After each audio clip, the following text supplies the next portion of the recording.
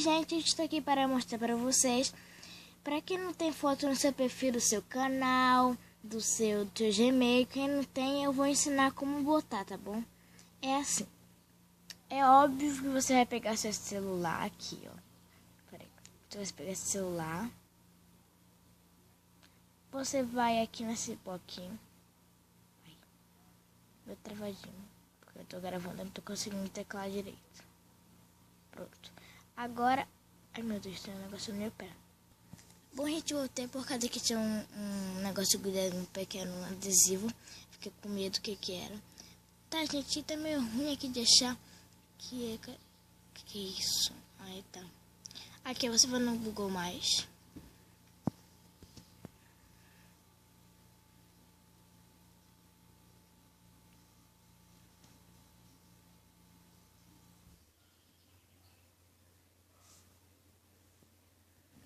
Aqui tá a coleção de destaques, tá? Mas a gente vai agora aqui, ó. Cadê?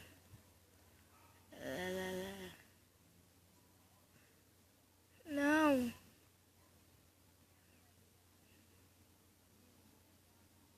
Calma aí.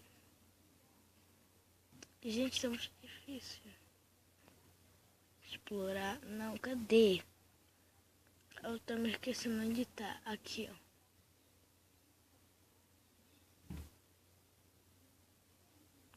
Ótimo.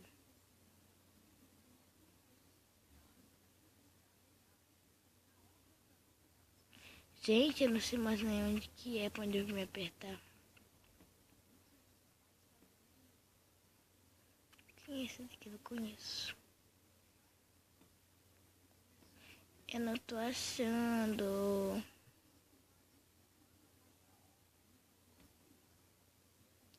Onde tá? Gente, se você estiver me vendo aí e eu tô perdidinha aqui da Silva, é porque ontem mesmo eu botei a minha foto no meu Google Mais.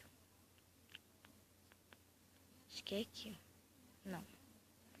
Ontem mesmo eu botei, aí hoje eu me esqueci. Assim que eu achar, eu mostro pra vocês. Depois, gente, eu achei. Aqui, ó. Você vai apertar aqui, ó.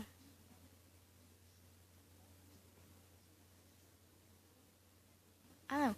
Aqui vai ter 3 bolinhas no seu celular. Aqui não tem, mas você vai vir. Se não tem, você vai vir nessa coisinha aqui, ó. Vai editar foto do perfil. Tá, aí vai aparecer tirar fotos, suas fotos, seus álbuns. Então, você vai apertar em algum lugar se você quiser tirar foto, suas fotos ou no seu álbum, tá bom?